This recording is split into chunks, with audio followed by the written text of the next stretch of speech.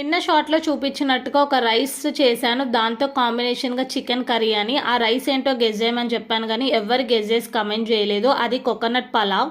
Coconut మిల్క్తో మనం ఆ రైస్ని కుక్ చేస్తాము.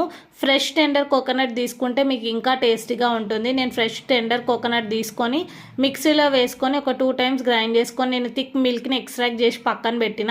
సేమ్ మనం బగారా రైస్కి ఎట్లా కుక్ చేసుకుంటాం, ఆయిల్లో హోల్ గరం మసాలా వేసి ఆనియన్, పచ్చిమిర్చి, కరివేపాకు, సేమ్ అదే ప్రొసీజర్. కాకపోతే వాటర్కి రీప్లేస్మెంట్గా మనం కోకోనట్ మిల్క్ అనేది యూజ్ చేస్తాము. నేనైతే జింజర్ గార్లిక్ పేస్ట్, పుదీనా, కొత్తిమీర వేయలేదు. ఎందుకంటే అవి వేస్తే నాకు కోకోనట్ మిల్క్ అది డామినేట్ చేసినట్టు అనిపిస్తుంది టేస్ట్. అందుకే ఓన్లీ ఇవే వేసిన.